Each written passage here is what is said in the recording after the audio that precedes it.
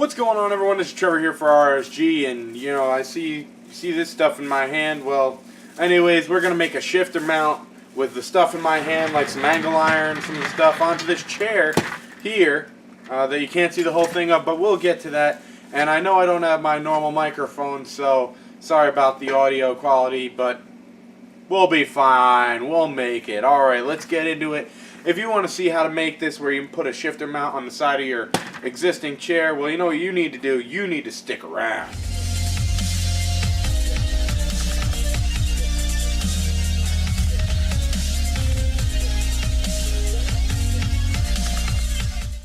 Okay, first things first, let's measure what we need. So we're going to go from the farthest bolt. I want it to be on the right side since I'm right-handed. You could do it the other direction if you're left-handed. But let's see how far I want it to go off. I think I wanted to go about 20 inches. 20 inches seems about right, and this way it'll be far enough that I can attach like the block of wood that I want on there, and it's not going to be too long that it's going to start hitting into a bunch of stuff when I want to just use it as a chair. You'll get the idea once you see it all together. Okay, so getting right into it, we got 4 feet of angle iron, which we're going to cut to about 20 inches from what I've come to the conclusion of. We also, let's put this down, we took the bolt out of our chair, and we decided, now make sure you get a hacksaw too, because you're going to kind of need that for the angle iron. So we had a bolt that we took out of the chair, okay? So that's going to be our bolt that we took out of the chair, right there. All right. Now, what I did get, well, look at these. They have a way for you to test out the bolts. Now, I got 1.5 inch and 2 inch. I think we'll probably start off on the 1.5 inch as far as the size that it's supposed to be. Now, these don't have the Allen key, but this is what it's going to be like. So it should be basically the same. Okay, so there we are. It's going to have that kind of head on it. Now, somewhere, I think right here, I've got the washers. So we have washers as well. So make sure you put the washers on. You don't want to screw that up. So that's good. Basically what we're going to do, and I'll show you more in the up close, is for right now, I'm going to just have one side of angle iron coming off, and that's going to hold my shifters until I get more parts as I need. Right now, with the saw, the angle iron, everything, we're already up to $30. So this is not exactly cheap, but it's not crazily expensive either. But it'll be cool what we could do with this. So basically, what I eventually want to do is have 2 sides, and then we will have a piece of wood that would connect them both. And this way, you could just mount things like onto the wood. But for right now, we're just going to use the angle iron, and we're going to mount it right onto there.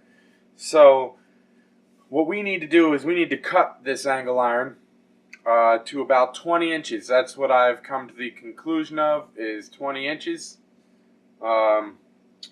So we'll just see, coming off of there, looks pretty good.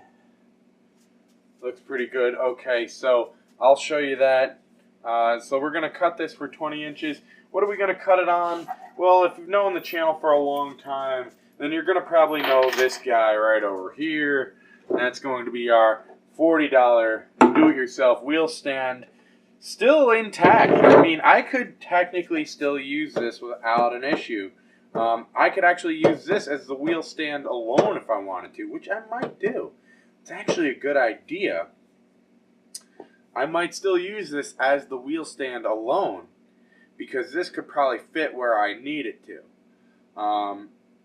But as far as the shifters, put them right on the side of the chair. So that might be cool, and it'll be right where you need them.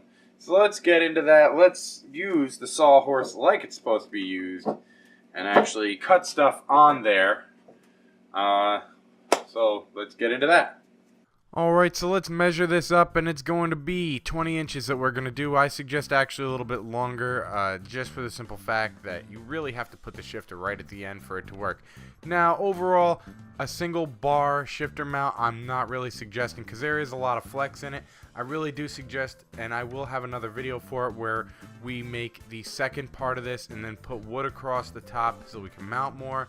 But for right now, we're just going to do one bar, and that one bar could be 20 inches. I did find, though, that you want to make it a little bit longer, though, I think, about 22 inches. Just be aware that you might start hitting things and stuff the farther out you make this bar from the chair. So just keep that in mind. And now we'll unwrap this saw that I'll probably only use for this project, but at least it was cheap, and I have it in case I ever need it again. And let's get to sawing. Oh, yeah, by the way, measure twice, cut once. Measure once, cut twice. Remember that. Remember that. All right, let's get to it.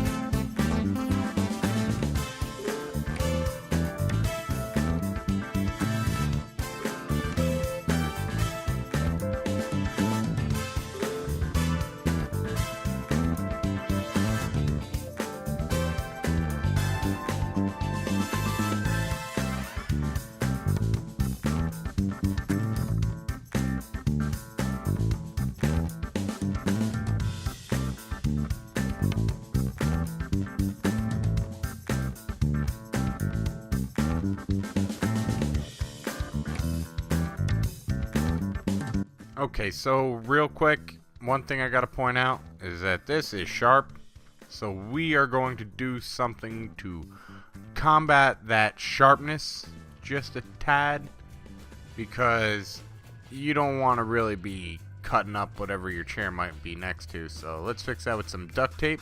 You can always fix things with duct tape. And just be neat about it, you know? And just really kind of make an edge that you could be proud of, that's not gonna, you know, really wreck things and tear things up. So, you know, just as you see, just put it on the duct tape, get it around there, and you'll want to put like a couple layers on, because you really want this a little beefed up, so really just as soft as can possibly be. And I'll show you even me, you know, scraping it with my hand and stuff to show you that it really just does not give me any problems once you put the duct tape on. So, you know, you sit there, you put all the duct tape on, get it around, and you know, and as you're going around, see, moving those edges and make it rounded, you know, so it's not going to come all off, and make it look good. So there we go, we're done. And now look, I'll hit it, I can scrape it, I can just no problems at all, which that would not be what you want to do before. So perfect. The problem with using just one bar though is that it is not completely rigid. Although it's not going to fall off, it's not rigid. So you're going to want to do the 2 bars with the plank of wood like I was saying before, and I'll show you that with the other angle iron, and that is going to be in another video where we'll fully complete it. But as you see here, it works great, but the wood will allow us to mount more and keep it the rigidity up, whereas you see all the flex in that. But hey, it works good and it feels good. It's just a little low here. That's another reason why the wood would be a good idea, so it just raises it up that bit more. But to finish this off, let's show you real quick what we're gonna do, and that's with this other angle iron. That's eventually gonna be the next video right there, and that's where we're gonna put the 2, and we're gonna have the wood connecting, and like I said, we can mount more like the button box and stuff like that, and it'll raise it up. I want to thank you all for watching though, and if you did like this video, please hit like. If you didn't like, hit a dislike. Make sure you hit subscribe, and all those who are gonna keep watching my videos, I'll see you next time.